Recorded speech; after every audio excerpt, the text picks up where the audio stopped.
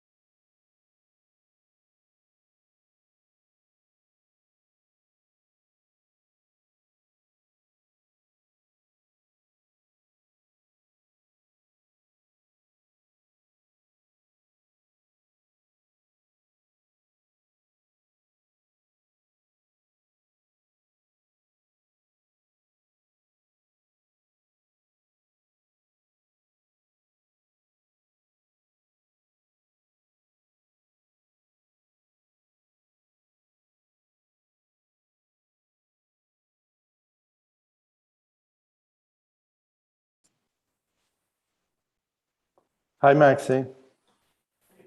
Peter, how are you? Good, thank you.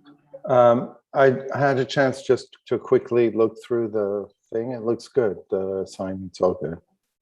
Sounds good.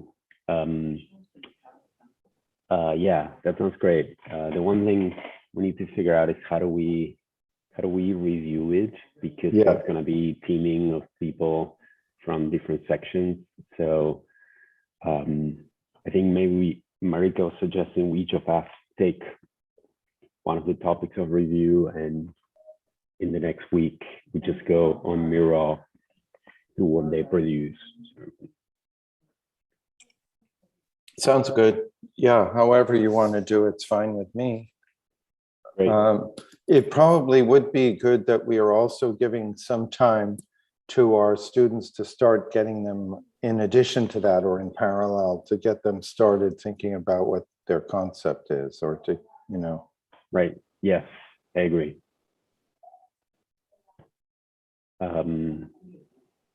Yeah, that's a good point. So I don't know, how long is this, the exercise, by the way? Is it 2 weeks, or what do you think? If we just do that, it should be around 2 weeks.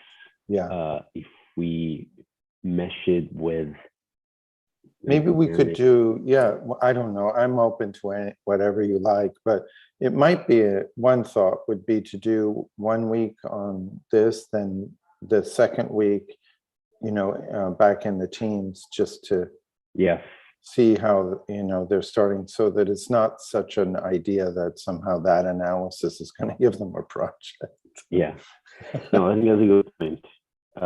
And then the third week we could do, then a final wrap up on the documentation, and then get back, because we don't have that many weeks left. Yes. Something to think about. No, I'm open that's to good. whatever you like. That's a good suggestion. Good. Sorry, just looking for Neil. Neil, See where he's here. Hi, Maxi. Hi, Peter. hi, Christy. How are you? I'm great. How are you? Good. How's married life? Good so far. So far, so good. So right? far, so good. Yeah. I mean, Awesome. I forget, I forget that there's that new thing. So I think that's a good sign. That's a good sign. Awesome. Thanks for asking.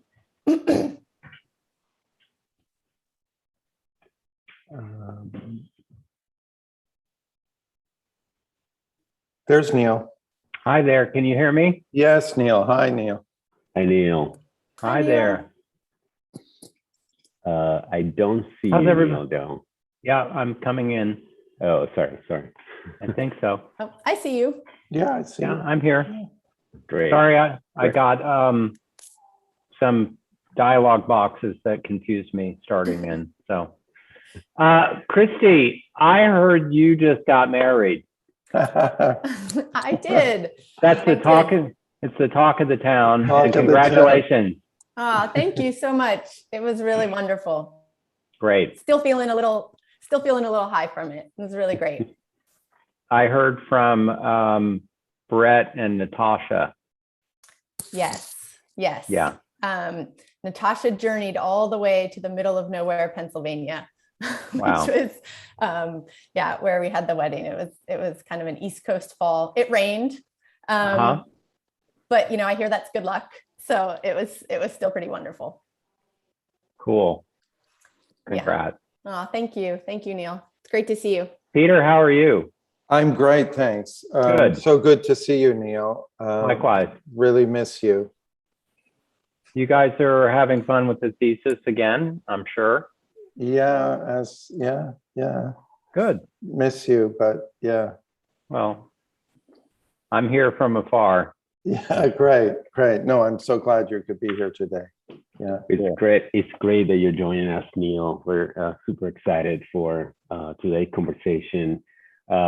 Just want to remind everyone we're live on YouTube. So that was great. We did a little bit of promotion for Christy's wedding. Great. Oh, Good to wow. know.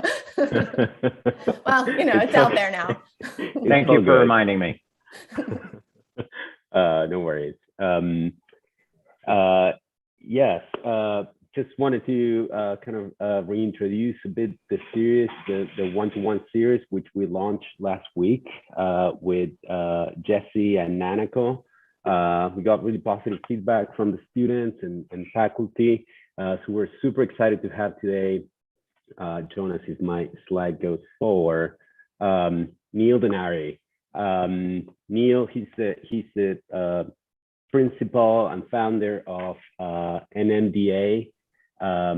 It's an architectural firm, a full architectural firm practicing with projects globally and with a number of exciting build projects in Los Angeles, which we're going to concentrate here today. Like it's been the format in the past, we're trying to keep the conversation specific to particular projects. We're going to talk about ideas that span Neil's career and his whole practice, but we're going to try to exemplify those ideas through these particular projects that we picked here today. So Neil and I selected the 9,000 Wilshire project and the 5600 West Adam projects, which are both projects recently built or under construction here in Los Angeles. So I'm super excited to talk about them.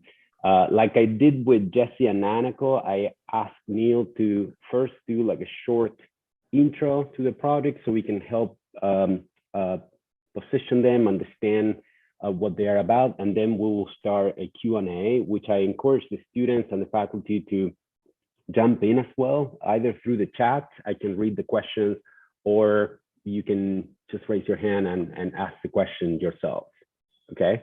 So Neil and Ari, so happy to have you join the undergraduate thesis class at SCI-Arc today. Thank you for having me, and thank you for the intro, Maxi. And I'll do a quick run through of the slides, and then we can get to the conversation, and this will just be a little bit of a setup for that. And I think I learned how to do the looping. I Great. Googled that, so hopefully I'll be able to pull that off. Last week, you saw two super large cultural projects. I'm familiar with what has gone on in Taiwan, especially during the kind of grand competition projects. Today, it's definitely something completely different, and it's for the students to see how architects. I'm absolutely exactly the same generation as Jesse and Nanako, and I think having some of the same ambitions for the work to explore material life, a certain kind of tectonic vitality in the work, and yet here we're doing it with projects that don't automatically sponsor that. So in some respects, these projects are completely different, and obviously being in Los Angeles as well. So we're going to look at difference in repetition and comparing and contrasting things based on location, politics, constraints, and then how the goal is to pursue a larger kind of project as an architect, indifferent to those kinds of things, and yet conditioned by them. Both projects are 32,000 square feet. They're both 3 to 4 stories tall. They differ in a few other ways in terms of parking requirements and so forth. The first one is on West Adams, and here's an aerial view of the rendering of the building in its context. Transitional neighborhood.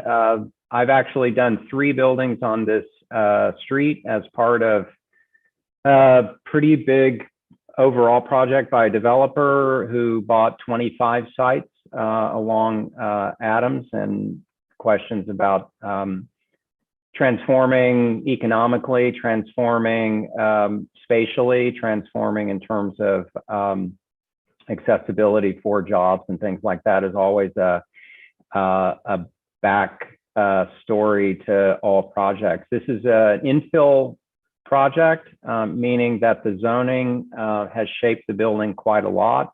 So the aerial view shows a project that's set back as minimally as necessary around the site.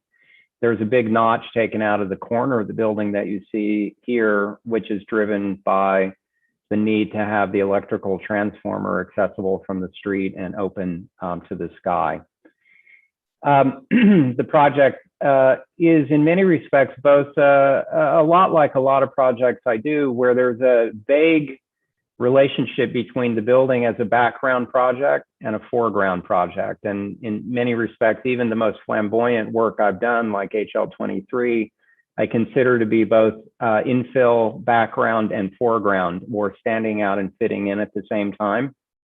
It's a particular type of thing that works well in an urban environment to try to create a nature of vividness while still dealing with, urban massing.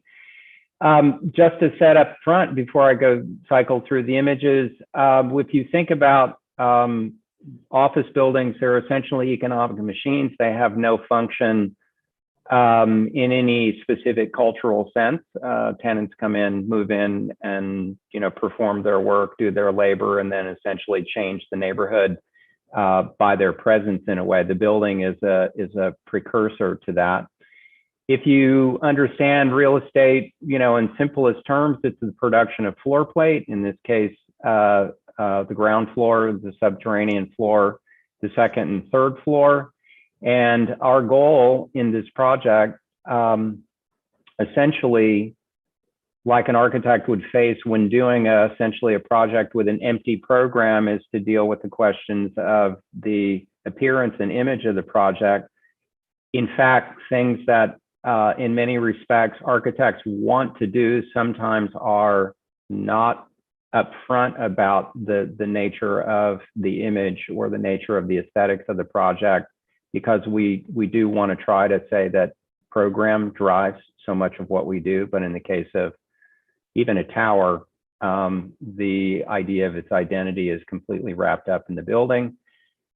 What we tried to do in this project is to erode the recognition of the stratification of the floors. That's the main visual project. So we have to turn to aspects of color, pattern, and a certain amount of manipulation within the envelope of the project. So instead of a project that reads like a stratified world, we want it to read like a series of modules or volumes, 1, 2, 3, using beveling and notching to help identify autonomy.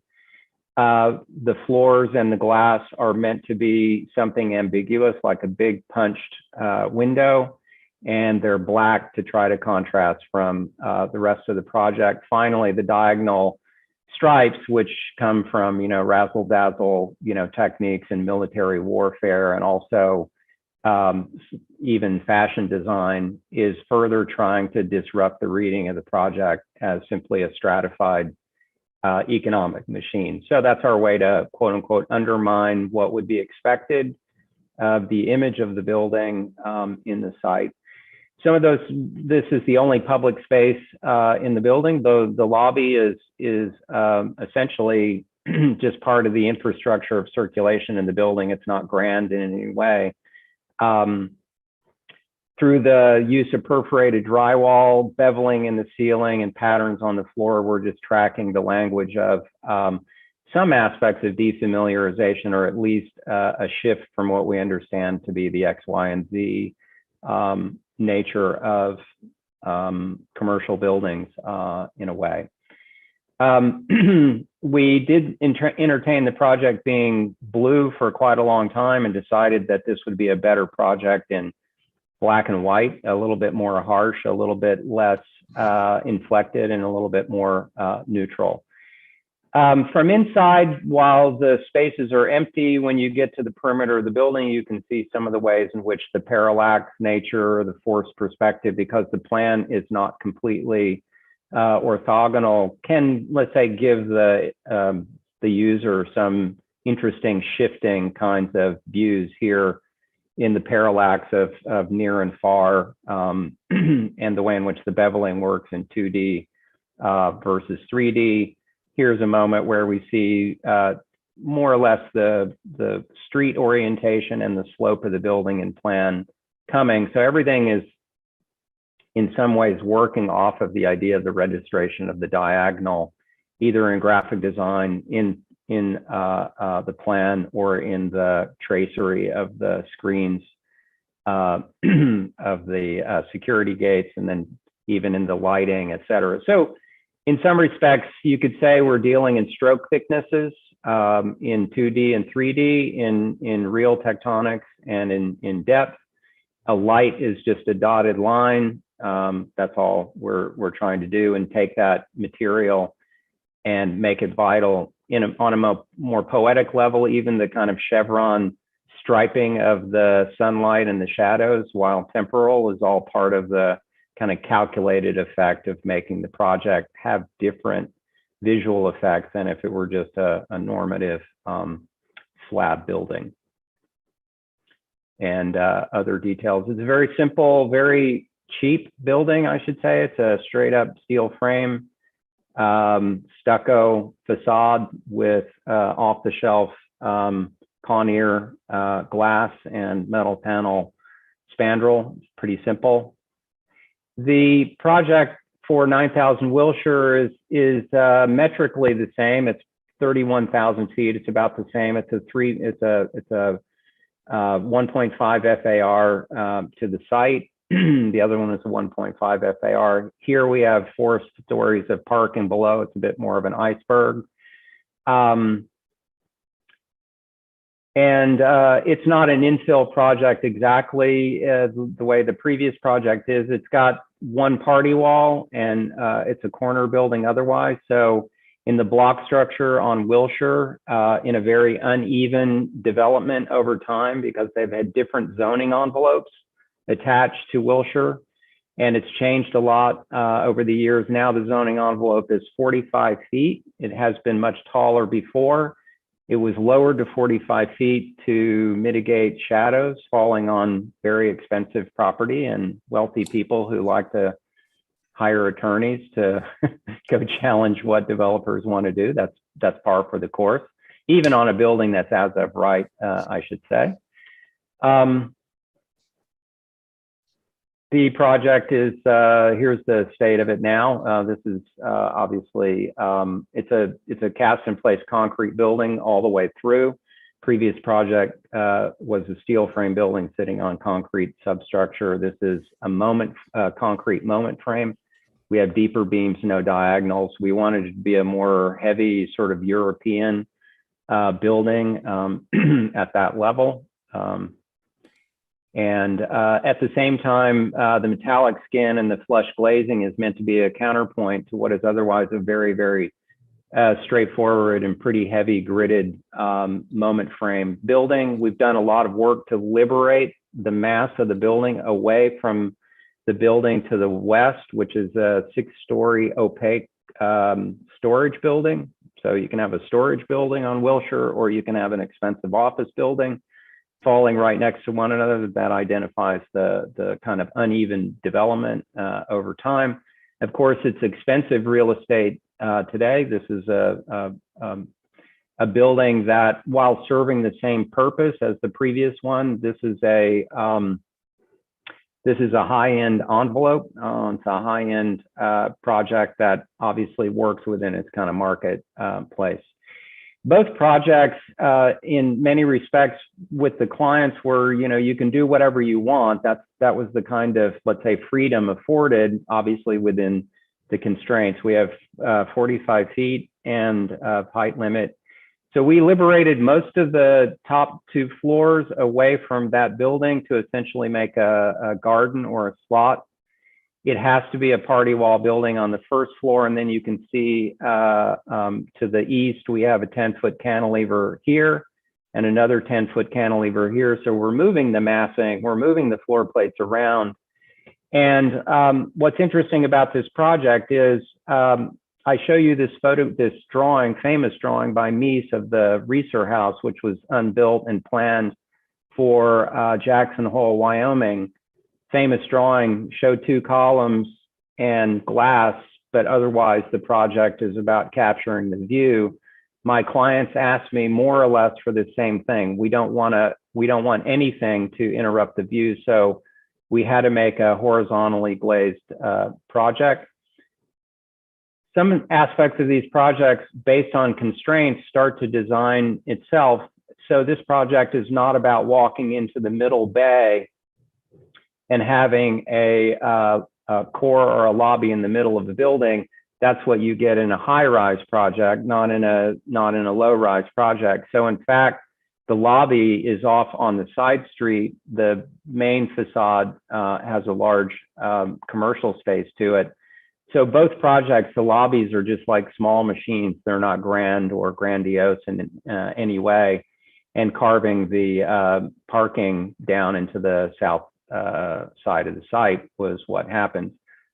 You try to make as regular a form as possible, and that's what we've done here. You can see the offset to the west up here for the exterior garden space. This particular project has a 4th floor. By code, you can add a bonus space. They call it like a lunchroom, pretty prosaic name, without having to go through any other kind of planning exceptions. This space cannot be used by the public, and it's only an amenity space for the building. So we're able to add a 4th floor. Behind is mechanical screens, and we've got a 20-foot floating cantilevered wing. It faces north, so it's less about mitigating southern light and more about shaping the space and the views to the mountains as you go looking north.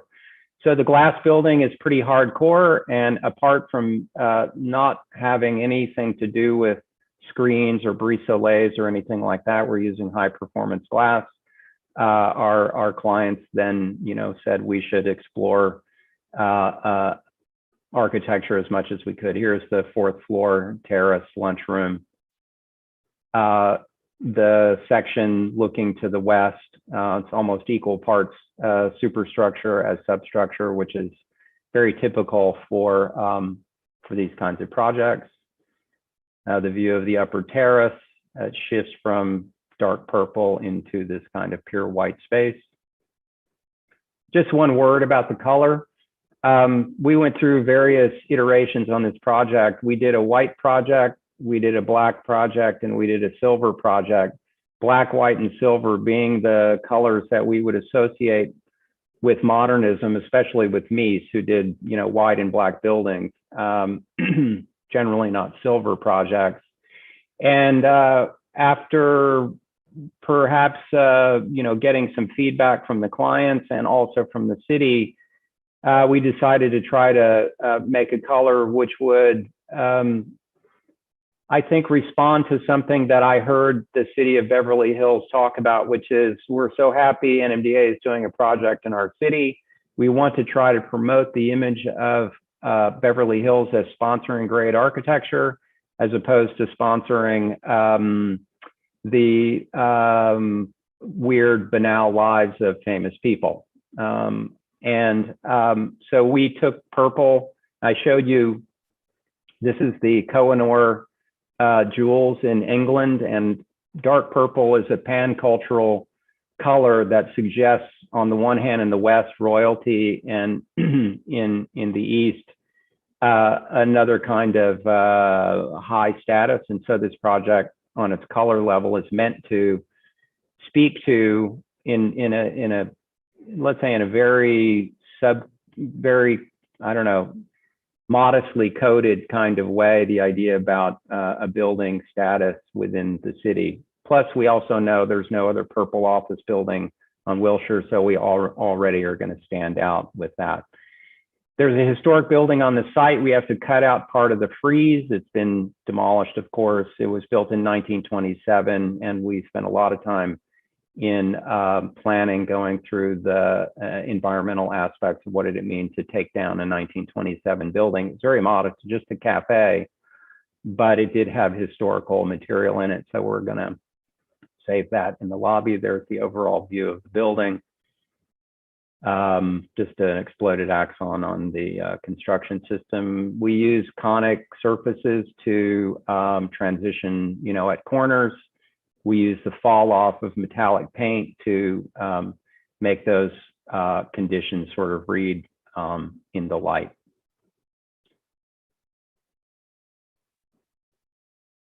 To show you how nerdy we are, we render stairwells. Most architects don't. And we also render parking garage, and most architects don't, but I'm doing the graphic design and the parking.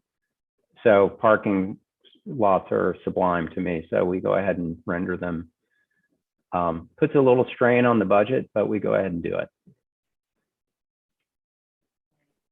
Is that the same purple in the Yeah. parking? Yeah. It's amazing. Okay, we can go ahead and start. I'm going to try and get this looping in the background, and then I'm going to reshare the screen. That sounds great. That sounds great. I'll give you a minute for that.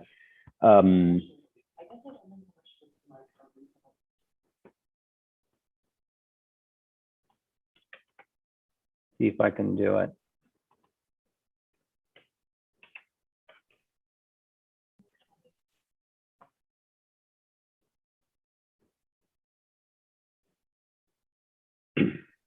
Come on.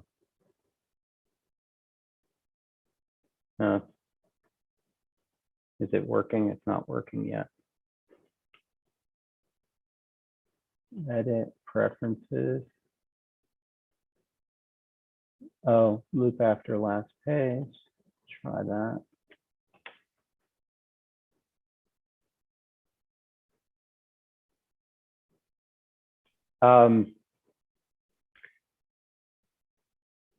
Oh, there we go. I think I did it. Great. Okay. Fantastic. Well, thanks a lot for showing us super cool work to be expected, I think, of Neil Denari. I wanted to start on, I grouped the questions by topics, and I wanted to start on the first topic, which is on speculation, which is something I think it's pertinent to this particular work that we're looking at today, but also something that I heard you spoken about a number of times, and something you write in your latest book, Max X. And speculation, a term being so widely different depending on the context or also on the value system in which the term is used. You say something important to me in your book, which is that compared to other speculative disciplines like philosophy, science, theory, and I quote, architects also can claim their domain is about the design of problems, which is a disciplinary preoccupation as much as it is about the problem of design, that being the professional reality. It is about imagining the known versus managing, imagining the unknown versus managing the known. So I'm interested in this problem you set up here, which is at the core of these two projects that concern us today, which is the problem of the speculative office building. And you say in your book, architects working with people who engage in risk and reward financial gains to satisfy market demands, architects working with developers. I'm curious, how do you enter this problem, which is, as you mentioned in your book, is a problem that has a history that starts with modernism and the history of the office building, and how do you see that problem playing out in a city like Los Angeles for these two particular projects? Mm-hmm. I did have to, let's say, quote, go back at some level to examine how, let's say, some architects have approached the question of the conditions of building for market speculation, and Mies was the primary one, and I'll get back to that in a moment. But one of the tantalizing things about talking about the nature of the commercial, of course, is it depends on what context you're in, of whether that touches the raw nerve of corruption, or whether it's about the willingness to, engage in, let's say, the grand effort to build the city, because there's only one city hall, there's only one stadium, there's a couple of museums, and otherwise architects are then left to help build the city and of course engage in zoning and so forth. There's no architect that wouldn't say, I'd really like to do the stadium. I think if you put all the lists, I'd probably say, yes, the museum and the stadium are how I could express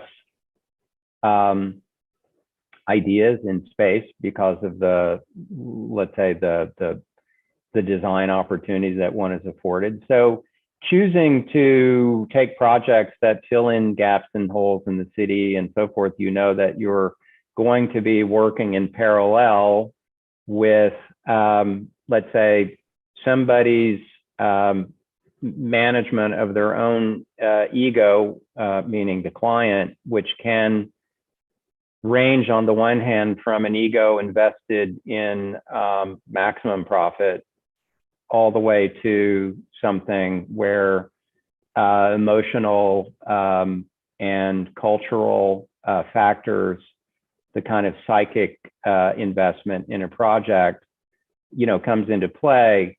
If you talk about that as a spectrum, I think that I've always just tried to see how my skill set would align with people who don't foreground the financial side and work on it in the background, even though it's always, you know, it's always an issue, so that the conversation between the architect and the client can be as free as possible to focus in many respects on everyday life within the life of the project, on things that are quote unquote meaningful beyond, you know, just the metrics of the project. And I would say in both of these projects, to different extents, that's been the case. I should say that in the case of the first project, the client for that project is a very, very large development company. And the client for the 9000 Wilshire project are not developers, and they bought the site and eventually decided to sell it to a big company who are building it, but they were commissioning it from, let's say, much more of an ambition to do a singular work.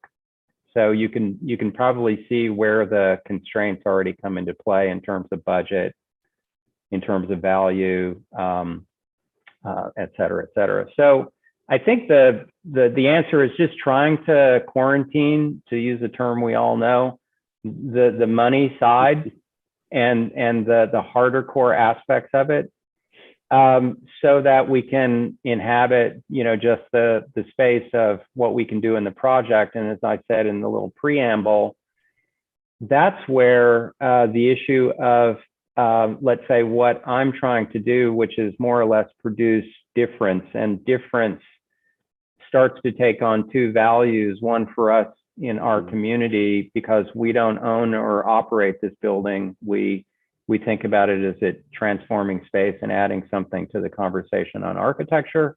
Meanwhile, the client has to judge just how different and unique the building should be before it alienates. Right. And dealing with the nature of alienation, reaching to the point where that becomes a legitimate concern, is something that, no matter if you're doing a museum or an office building that's for profit, alienation is not what any, even the most radical, quote unquote, architects would ever say they're striving for. Yet, you know, at the same time, there are code words that stand in for alienation, like challenging. Challenge the observer, challenge the inhabitant. And challenge means to produce a dialogue, as opposed to an alienation, which doesn't produce a dialogue, which produces disenfranchisement and so forth. A little bit like the politics of today. That's right. So a couple of things on things that you got on the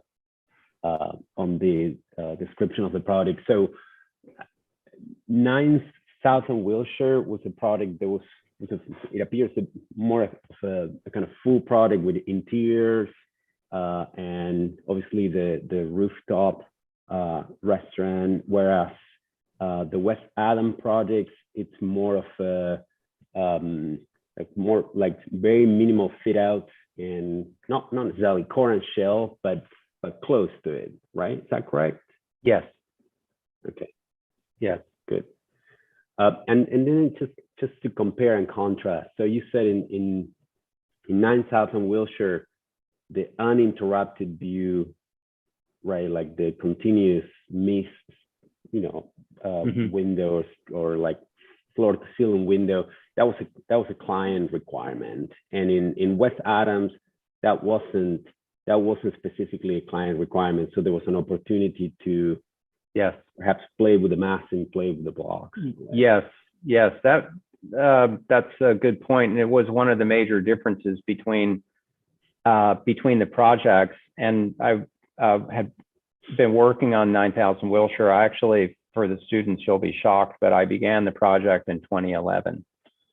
So it's 10 years in the making, after many different schemes and going through planning and changing minds and so forth. Meanwhile, the one on West Adams was, like start to finish 3.5 years or whatever the minimal amount of time is, right? The big developer who has lots of work to build, and the collector, the exquisite, object needed its time to be able to, find its life and so forth. But I was quite honestly not sure, or maybe I was even worried that on Adams, that the client would come back and go, give me 100% glass, in which case I'd be less excited about the project. Because the site is bounded on two sides on an infill, there's code about glass. If you build on the property line, you can have 0 glass because of fire, 5 feet back, 25. Now we're talking about constraints.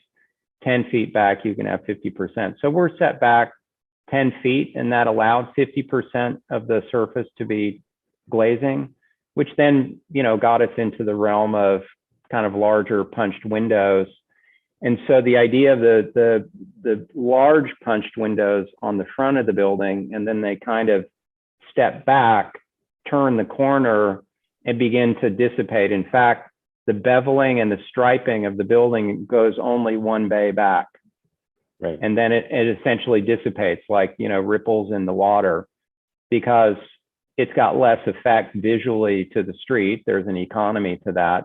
And in a way, it's like a zoning envelope of the nature of the legibility of what that work would do on the street and through the building. But the fact that it's a stucco building and it's not an exotic building, I'm happy that we had enough surface to work with to be able to also engage the nature of super graphics, the way that we did. And for two buildings that are generally the same size in terms of bulk, apart from some conditions on the site, they're radically different expressions. I'm quite happy about that, because I do like to think that the work of my office can have coherency even in its ambition to try and produce difference. I don't want to repeat the project every time, but I also recognize that I have thumbprints and imprints no matter what happens, and I'm happy about that because I have worked hard to try to find ways to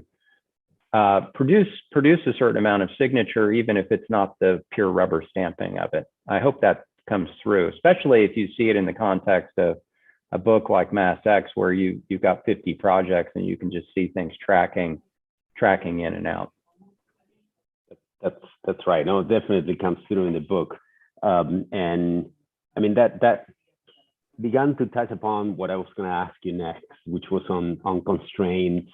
And we asked the same question to Jesse last week, which is how do architects in general kind of sift through layers of desires or layers of ideas and layers of constraints, or if you do it all as two big packages, here are all my ideas, here are all the constraints, go at it in a way. But you write something in your book which I really like, and I think you're talking in the book about specifically about 9000 Wilshire, which is you said something about chasing a design. You say force fitting design into spaces where constraints supply all the energy will likely yield a product of low economy. And then you say, when you're a bit more relaxed, opportunities arise in the process. I'm curious, where did you have to find that moment of relaxing certain design ideas, and how those ideas meet constraints in a way? How they they face like a kind of one-on-one. This is anecdotal, and I should have these images. I know I wrote about it in the book, but there were 3 versions of this project, and the first one they gave me the all glass mandate, and I did a project. It was black metal panel. We went through the city a little bit, and they had some reservations about it. The client then came back and said, "We were wrong about the glass. You should just do whatever you want." So I made a project that felt way more free in terms of how the fenestration was working. It was going to be an even more exotic project in terms of 3-dimensional surface management and so forth. That ran its course when the leasing agent came back into play, and the leasing agent looked at the clients and said, "I can't rent a corner office if there's solid wall there." And I talk about this very, very bluntly in the book. And so I just had to take a deep breath and, say, there's a project there, and it doesn't matter if there's a ribbon window or not. I'm just gonna relax and find a project. So it was a way just mentally of being able to confront the nature of constraints. And so that gave the motivation to, let's say, not repeat or make a white, black, or silver building. And I was gonna absolutely find a way to, let's say, use color as a device, which, no one's really investigating something like that. Track it through culture and history, return to some aspects of form making, but in a very local sense. If I can only tailor a shoulder to a sleeve, then that's what I'm going to work on. And I felt pure joy in being able to do that just by simply accepting and, sort of taking the deep breath and calming down and saying, just let the conditions come to you. But, I talk to my students quite a bit about this, but I don't have any projects in the forest or out in, free sites where you could do a lot of site planning work. Everything is conditioned by the city. But if I were given, a site in the forest, I might give myself a constraint and say, I'm going to put a circle on the site, right? Totally arbitrary. So it's about being able to engage and start with something. In that particular case, it's about the faith of a particular geometric form, for instance, which isn't about the city telling you to do something or a client telling you to do something. It's about you and what your ambition is. So a constraint in that scenario is more or less a launching pad, but it still would mimic the idea of what a constraint would be. So we all deal with constraints, especially when we get down to plans of actions that are based on our agendas, our philosophies, and our projects. We spend a lot of time editing out lots of possibilities that we don't believe in. So in a way, developing a project is about developing constraints, even more than, setbacks and zoning envelopes and height limits. And I know for students on a thesis project, that's really what the project is, because, there's a certain amount of freedom that you have, and the tyranny of choice is powerful. That's great. That's fantastic. I wanted to move on to the topic of tectonics, which is important for us in general as architects, I will say, but in undergraduate thesis in particular, we're making, trying to make a big push to products become real, become materialized, and have a material say in the world. And I often find that when architects talk about the issue of tectonics and the material life of buildings in general, there is this implicit urge, and this may be Kenneth Frampton's fault or us following Kenneth Frampton's aligned. There is this kind of rush to reification, to make certain abstract ideas, abstract design ideas more concrete or real through usually process of mechanical discretization. And that's one of the reasons I find your work so interesting, is because there is a certain resistance to that kind of call. Your work gains material definition, but it does so pointing towards regimes of material production that are, somewhat outside architecture or in, allied design fields, and towards forms of material culture that exists in fashion, exists in graphic, industrial, even in object design, and they begin to produce effects that are somewhat familiar to us, but not familiar in the sense that you've seen it or are familiar in an architectural scale. So I'm wondering if you could speak about how in these two projects you approach. I mean, I think you talked about a little bit already about the issue of color, but also you speak in your book about the issue of the sheen of the color in now South and Wilshire, and on the pattern and the kind of graphic of the facade of the West Adam project.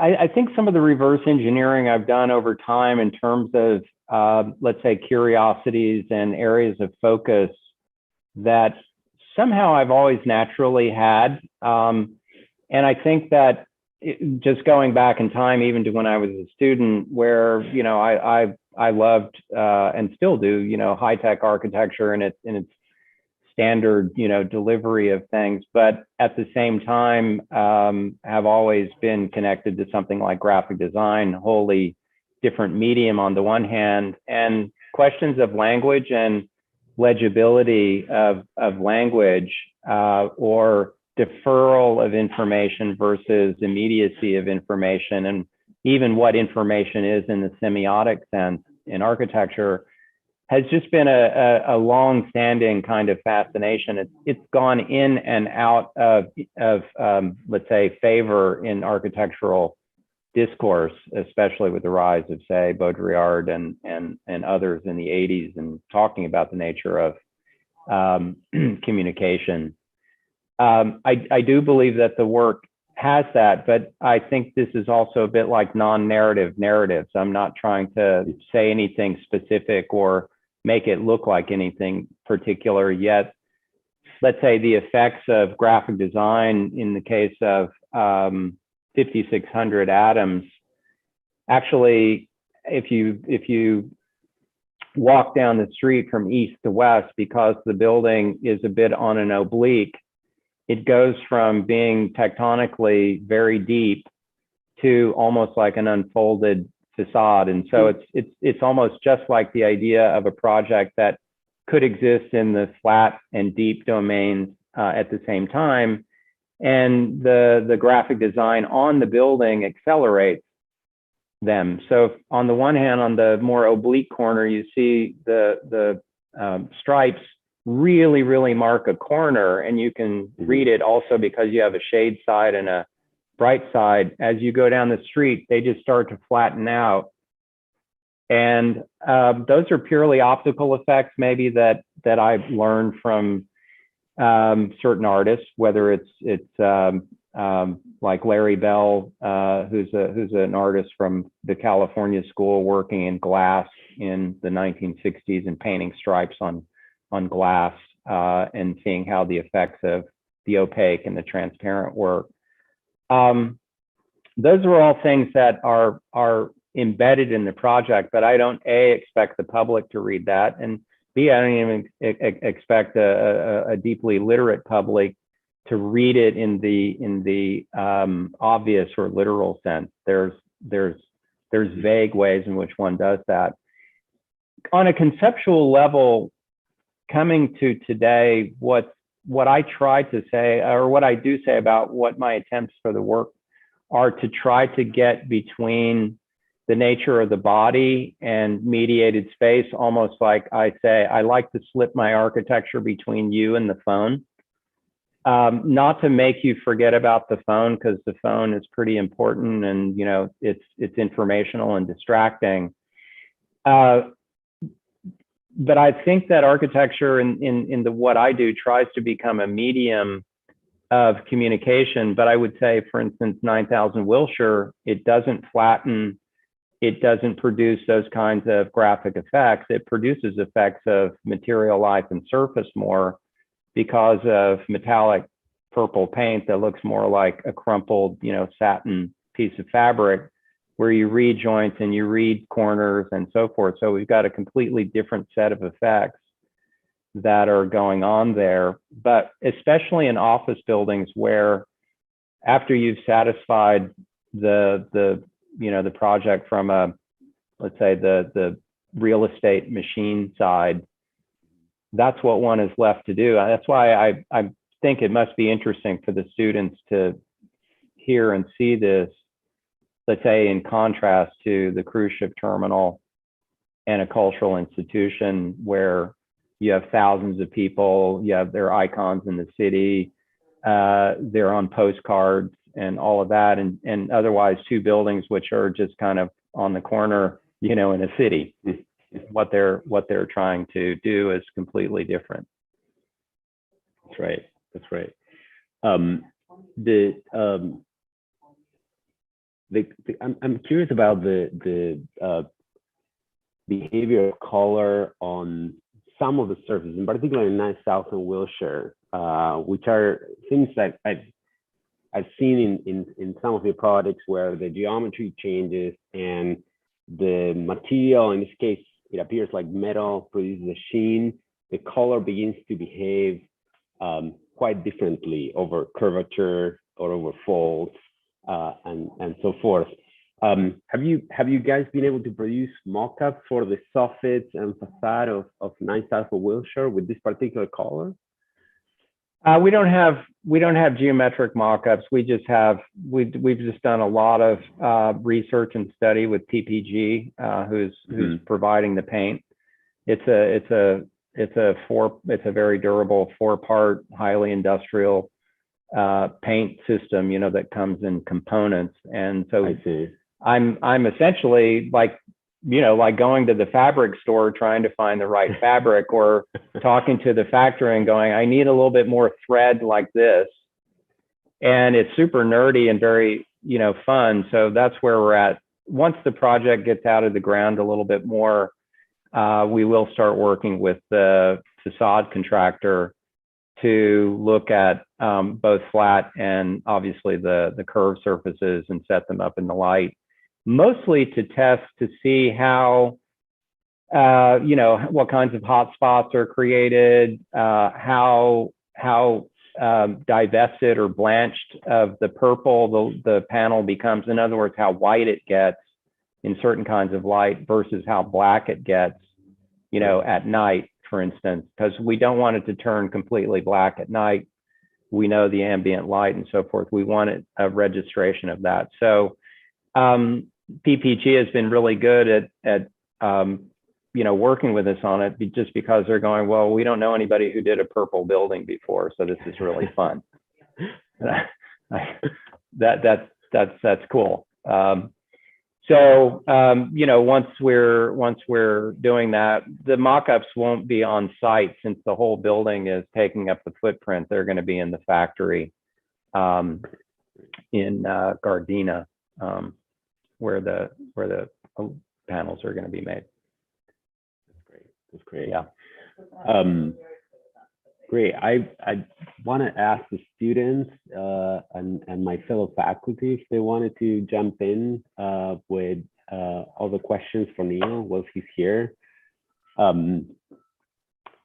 I have another question, which is not specific to these projects, Neil. You've been the external thesis advisor for a couple of years in the past at SCI-Arc in particular, and we're in the midterm, post-midterm moment here with the students, and they just got their site, and they're about to develop their what we call a pre-design package to test their strategies on the project, and really visualize what's really possible, how the building is, and really begin to kind of embody their ideas on full size, full program, and so forth.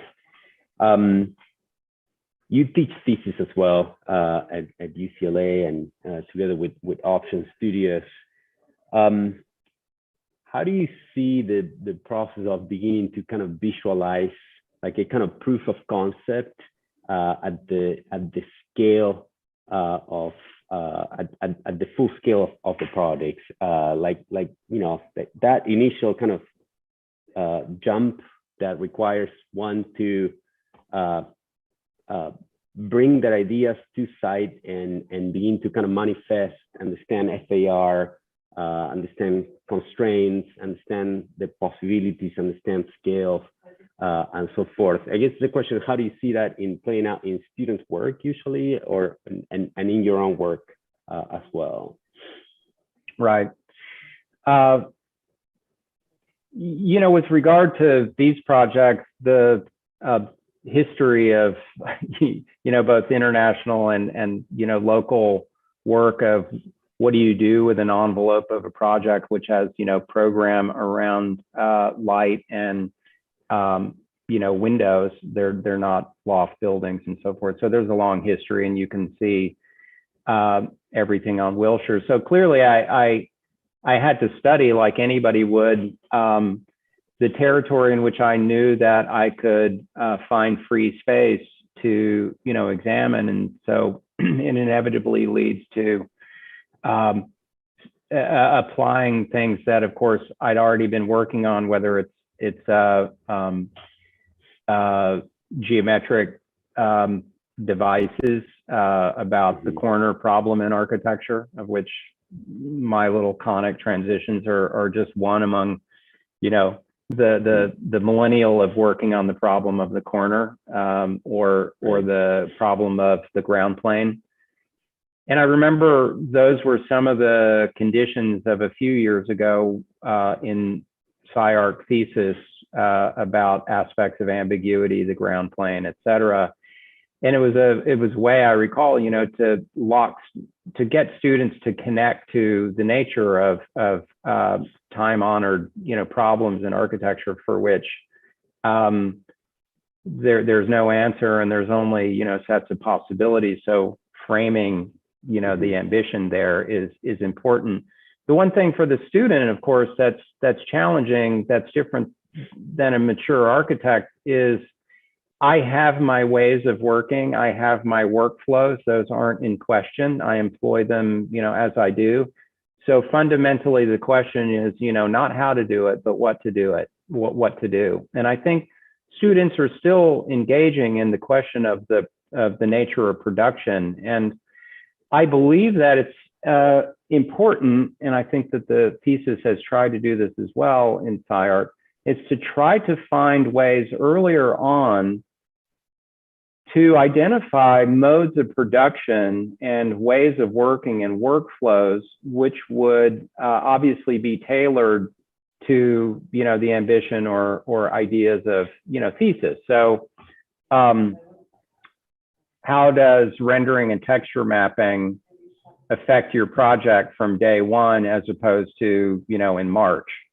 If you've got a project that might be exploring, could be anything, material perception or questions of ambiguity of form or something like that. So you're thinking about tools and techniques to set up pathways and conditions. It makes sense, right? If you're going to do an experiment, you use the kind of chemicals you need to produce the kinds of reactions that you need, even though we're still working, you know, kind of in the unknown. I don't think a student could say, I've got a thesis project, why don't I build some models of it, or, you know, do this or do that. You could do all that, but not indiscriminately.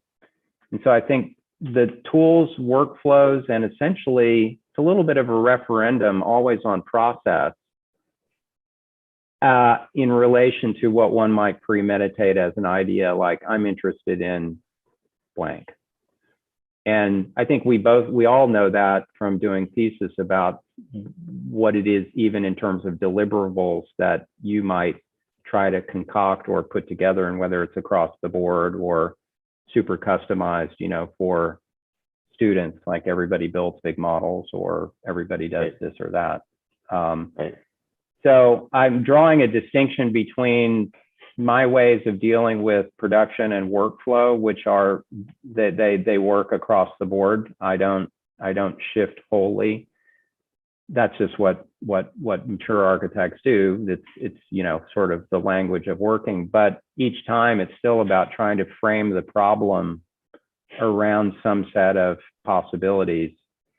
And just for the students, the reason why that was thought of is so that the thesis isn't unconsciously just falling into the world of the private and proprietary ownership, and that you give up or forget about the responsibility, which is every project, even in the age of, you know, confession and the nature of the self, every project is meant to be part of a discourse. And to do that, you have to engage in problems that people care about or know about or are concerned about. And I don't just mean sustainability or the environmental. I mean a lot more than that. As opposed to saying, I'm interested in blank. In fact, my thought is to lead off whatever you're doing at any time with a thesis of I'm interested in. It's a bit of a problem because it just automatically privatizes what you're doing. Or if you say I'm interested in something, you should say I'm interested in these cultural problems, which means it invokes something bigger. Right. So it's just a mentality about how to approach the work. That you said something important to me, which I also wanted to ask you. This is the way I've seen you work, but also in particular by going through 9,000 Wilshire in your book. Often projects have versions of them, depending on the length of period in which architects engage on you know, on real projects. Because of client decisions, they create different versions. But sometimes, you know, we are our own clients and we do competitions or speculative work, and also those projects shift through versions. I've seen you being very clear about every version of a project. Let's just say the version 1 of 9,000 Wilshire with the projecting windows and the conical transitions and the passage between 3D glass and vision glass. And that completes its own set of images, its own deliverables. And then there's a certain framing, clear framing of the problem in that particular version of the project that gets written. And then the project moves to another phase, which there is, you know, another set of constraints, or perhaps another slightly different brief, which is unobstructed views, right? And then that particular problem gets narrowed down, and then a different set of images get completed along those lines in a way. So I'm interested to like talk about like how do we move through certain ideas that are specific and define your own brief of the project, right? Sometimes with input from clients and consultants or tenants, and how that gets, you know, navigated through the different kind of milestones and the kind of different, you know, the complete different versions of the project in a way. But ideas don't necessarily begin to cross over or get chipped away from version to version. There's a kind of clear move to say, yes, we're trying this, and in this other option, we're trying this other set of techniques or constraints in a way. Mm-hmm. Well, just to go back maybe to the first part of what does it mean to, produce versions and iterations of a project. One of the important things about judgment for me, and maybe for the students, it's both a statement and a kind of weird disclaimer at the same time. Say the renderings, the first project, you only see photographs and no renderings, and the second project is not built, so you see renderings. If I know a project, even though this one took a long time, we're working on it to be built, I have to say I'm not thinking about any kind of representational project. All I'm thinking is about the moment in which the project is finally realized. So these are a means to an end, and these renderings of Wilshire are good, clean, straight up, expedient, but well done renderings that I get feedback from. They're not suitable for, like a thesis show, or not suitable for hanging in a museum. They're just devices to get to the project. For the student, of course, that's not the case. Your work is just incredibly loaded with both the autonomy and voice of the image, as well as the quote content of the image, and managing those together obviously is part of it. It goes back to the voice of the kinds of images, then that connects to the nature of workflow. But I don't believe that, for me, architecture is a case of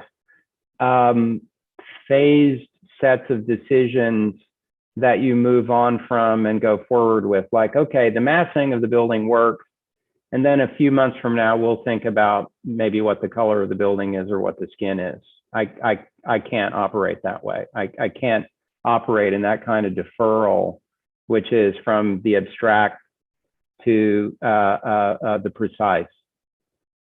I'm more like, I want to do 5 things that are counter proposals to one another, that have attributes attached to them, so that I can make judgments about that, as opposed to saying, I think I'll look at the abstract wireframe boxes on screen for a while. We'll get that set up, and then we move on. Now, we know that that's a typical kind of workflow, because imbuing a project with a certain amount of vitality is equated with decision making of a higher and finer level, as opposed to raw material. And I like to think of things as raw material, and I could just as easily push delete, even if it looks more refined. It just goes completely counter to what we generally imagine to be the normal workflow of subconsciously lots of deferrals. I think it's just because I have too much anxiety and I want to see shit happen. And and yet at the same time, like everybody, I have doubt. Roland Barthes said, "You can't judge beauty except by comparison." We have to produce forms of comparison for judgment. So I'm both anxious to see things, but I'm anxious more or less to produce the kind of work necessary to engage in what otherwise is a profoundly challenging thing about design, which is judgment and decision making. And also, especially for students, don't make judgments in your head. We're not good enough really to do that. You need to produce work that really gets to the heart of the matter, and you and your critic can profoundly look at it together, as opposed to just relying on, let's say, what I call like the Stephen Hawking level skill that good trained people have, where we can do stuff in our head. We all do stuff in our head, especially when you're 40 years in the discipline. I can do a lot in my head, but I don't use that as a talent. I use tools and iterations to work. It's a more fundamentally committed idea to workflow and ideas. And iterations happen, of course, in a project that lasted as long as this one has. and it happens also in more compressed time. So for a student, how can you work, iteratively or deal in forms of comparison and still put it into your workflow? That means you have to have a certain amount of mastery over the stuff that you're going to include in your workflow, certain kinds of software or certain sorts of techniques, because you can't do everything. And while a computer can render for you overnight, it can't design for you overnight. Great. That's great. Maxi, can I jump in? Yes, please. Awesome. And then, the students, it'd be awesome if the students asked a question or two afterwards. So I'll maybe be a segue here. Neil, thank you so much for sharing these two projects with us. I always love how you talk about the value of sort of making decisions and sort of the action of that. I think we often think of design as the act, but I think that making the decisions is the huge act that creates the design. And so one thing I liked, again, also at the beginning, how you were talking about how important it is, or within your practice, to think about how each project has a role as sort of a background. I'm paraphrasing, so I could be getting it wrong, but has a role as sort of a background, a middle ground, and a foreground. And that seems to be a major decision that you make in every project in terms of like, what is that attribute? What attribute of the project's going to recede? Which one's going to be more pronounced? And I think you've talked a lot about those. But maybe for the students, this is something I think if you could even just be like more explicit, like an example of like in this project, this is what receded, this is sort of the middle ground, and this is the foreground. Because I think I often think about it as, if you have a project, it's like 80% of your design energy goes in like to 20% of the project.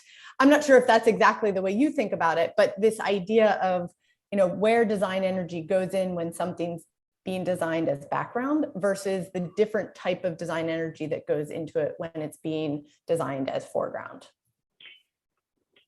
I think to put a more specific point on it, what emerged naturally out of this idea of deep space, of cultural perception, the building just as the silent witness on one end, and the noticeable spectacle, on the other end. Because I work in cities where inevitably there's not a lot of room around the buildings, and there's primary facades and less primary facades and so forth. Even in the case of our project in New York, where it's a party wall building, and it has to agree to that level of continuity of massing in the city, but otherwise is somewhat promiscuous because it had three sides. Wilshire, for instance, is the same condition. One side that agrees to the continuity of contiguous sites, which, let's say by definition, that's going to be an idea of continuity of urbanism that invokes the idea of background, even though I guess I'm shifting the term background to infill massing. So infill massing would be a literal term for the idea of the background. If you look at even two buildings in New York, Lever House and by SOM and the Guggenheim, both are objects placed on top of a more or less an agreeable building to the block in the lower part of it. So even those projects which use section are working on infill and object hood at the same time. And I think I'm just trying to kind of morph that project where I can, and essentially locate vitality where it's programmatically viable, where it's visually also about a certain kind of connectivity. So I think it's a way of just talking about how to do infill buildings in a place like Los Angeles, or I'm talking about New York as well, where we think of Los Angeles as a collection of objects. You can read Banham and kind of pick up that idea, but really there's a pretty hardcore texture to the city at the same time. And while it's a bit like Los Angeles is a bit more loose Japan. You know, no buildings touch in Japan. They're always a meter apart, yet effectively they're party walls, just on the cultural nature. Our buildings are 12 feet apart, 6 feet offset on either side of a line, but no expression, just, you know, punched windows and, you know, trying to accommodate things. So Los Angeles is ambiguously itself a city of objects and a city of texture at the same time. And I think I'm just trying to raise that in the projects that I have to the highest level, probably trying to err as much as I can on the standing outside, to be honest. I'm sure, or I'm hoping that when people drive down Wilshire, it's like, go down and turn right at the purple building and, you know, I'm down the street. So, I mean, color is definitely one that, because there's the foreground in terms of like orientation and access, but there's also like the foreground in terms of color is a problem that you have foregrounded within the work, like, territory. So I just think that's so helpful for the students to see and understand. That's like, first you select the project and the site, and then you figure out what the priority of your project is going to be within that project.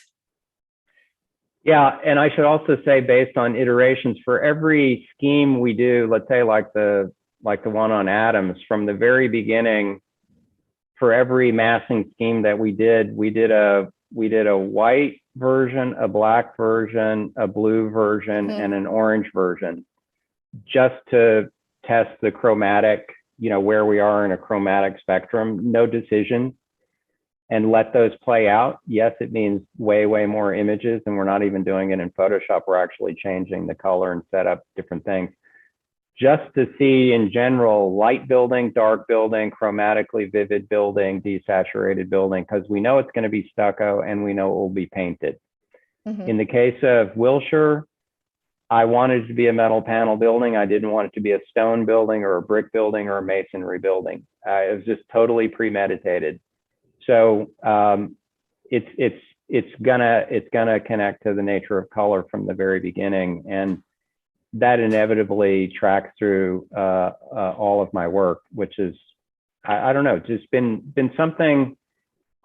Just going back to interest in materials, because for a long time I didn't even. This is like, you know, a confession or something. For a long time I didn't even use wood as an exposed surface in projects, because I thought wood, you just automatically, it's a conservative material, even though radical architects were using it all the time. Like Tom Main loves wood and Frank Gehry loved wood. And I said, I'm not going to use wood because it sends messages of warmth, and I want to produce other kinds of detachments, and it's going to have to do with material reflection and colors. Of course, now I'm older and have built more, and I'll use any material I think is useful to carry out a particular kind of agenda. But in a lot of cases, paint is involved, which means, you know, having to deal with color in its purest sense as we imagine it, connected to,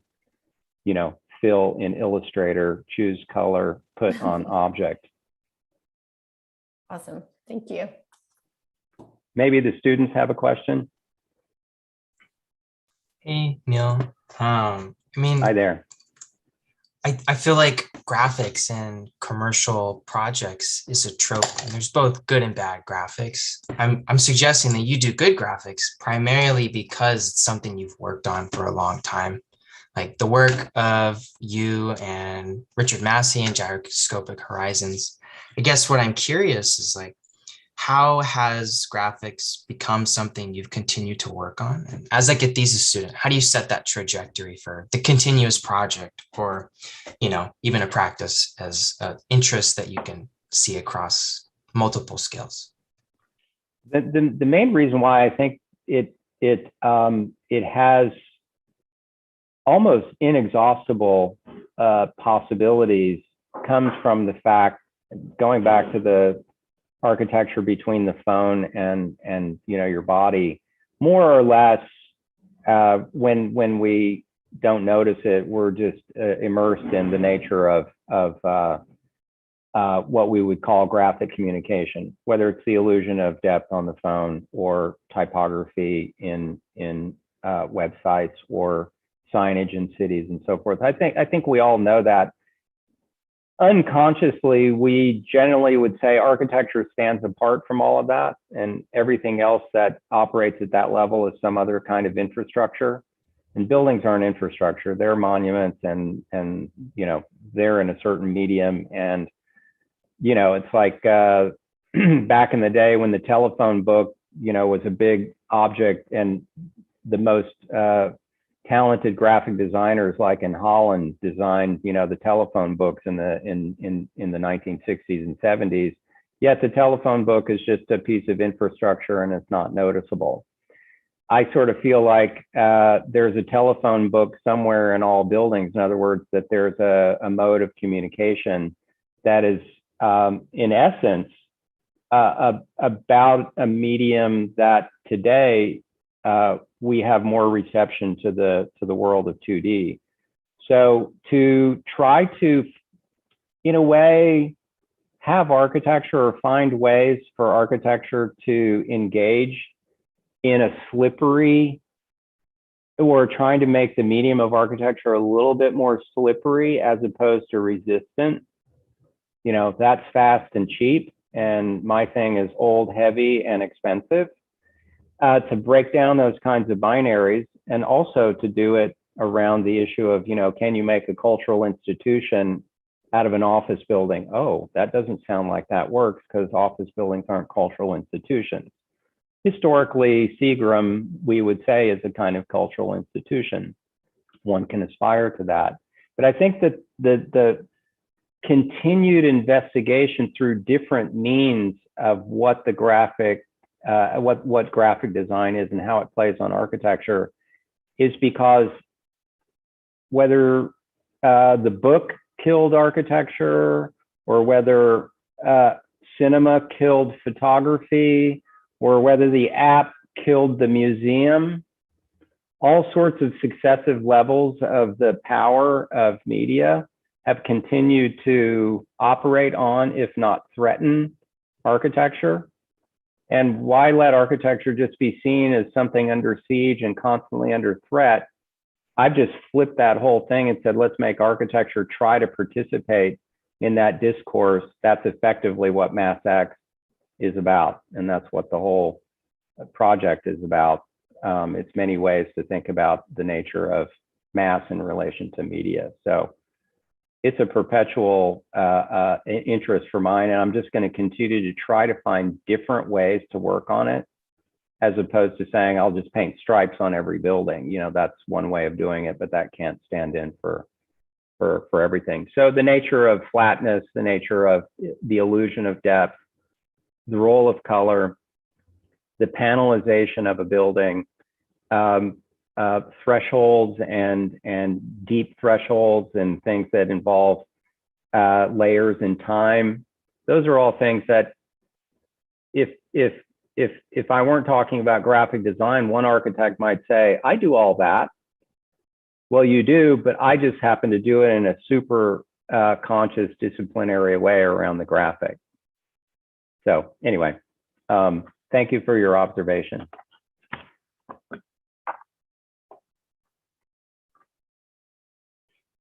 Great. Any other questions from the students?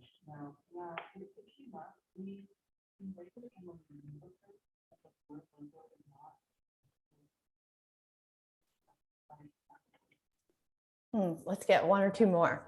I know you guys have them. Yeah. They're going to ask it, Neil, as soon as we break into the small groups. That's okay. You have Michael Maltzen coming too, right? We do. We have him That's next good. week. Mm-hmm. Marika will be the interviewer this time. Right.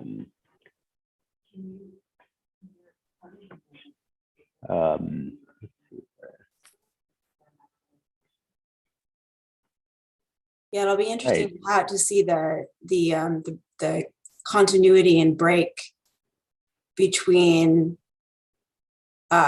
Neil, your work with your relentless focus on what you can and cannot perceive in terms of a building's mass. And the affect that you're playing with back and forth always between the graphic and the volume. And somebody like Malton who works pretty purely with big three-dimensional forms. Right. Almost Right. like Malton is trying to kind of, it's almost like there's almost an erasure of graphic, but then there are these little moments of kind of where color will punctuate something. And I think it'll be good that we had you come this week and kind of set the table. I'm also thinking too, you know, guys, when we were looking at last week, when we were looking at Riser and Umoto, the way that they were talking about their facade systems was very, very different from the way that Neil was talking about his today. And I'm wondering if you guys are beginning to see how different architects find different forms of obsession that are all disciplinary, but in remarkably discontinuous ways. So when, you know, when Neil is talking about what it means to have a purple building and the effect of that in the city, very, very different from the way that, say, like Jesse last week was talking about raising the walkway and pulling the walkway into the mass of a project, or thinking about the city and how different architects choose to operate within it. Is it about a kind of subtle iconicity in form? Is it about the registration of difference in the fabric of the city, the way that Neil was talking about today, et cetera, et cetera? Yeah, if I can. Sorry, that wasn't a question. Well, I want to follow on from that, and you know, of course I know, and Michael's in my generation as well, and I know all the architects well, and I do think that your point is important, and Marika, for the students to understand that Malton, you know, Michael uses big models and comes out of the Gary School and using kind of empirical, what one imagines to be the empirical feedback of the model, like I can see it, there's no illusion, nothing's tricking me, my eye is my eye, and so forth. And that that's not a school of thought where, let's say, if you work with material, probably in a sense of what you might expect it to do, like wood produces warmth, and there's not really the agenda to, let's say, flip the valence of materials or defamiliarize. I think maybe formally that might be the case, but for me, for sure, something like paint technology and exactly what color it is that's like a super important thing for me to work with, that I don't think my colleagues you know, are tracking that kind of thing. I also think that I probably have a certain other level of refinement to the work that probably aligns me more with something like a Swiss architect, even though the one on Adams is a really straightforward project, and you can go visit it, and it's, you know, it is what it is, and it's not like you know, the finely tailored thing. But the minute anybody tries to lump certain architects of a certain generation together, it's definitely a way to go. Once you just pull back a certain layer, we're all pretty different, thinking much differently, and that's what makes us all unique. And I think adding to the discourse is that we've inevitably found territory that is in some ways really good, inexhaustible, even though I think that I've worked through certain formal ideas over my career, from the machine to continuous surfaces to a higher level of material integration and graphic design, that you could probably see a few distinct eras in my career arc. At the same time, I see it as one big gestalt, you know, effort that's different than than theirs. So it's a good point.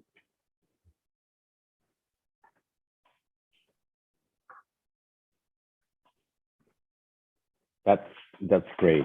That I think that's a great comment that sums up, I think, what we try to capture with this short series of conversations, which we hopefully continue next semester with more guests.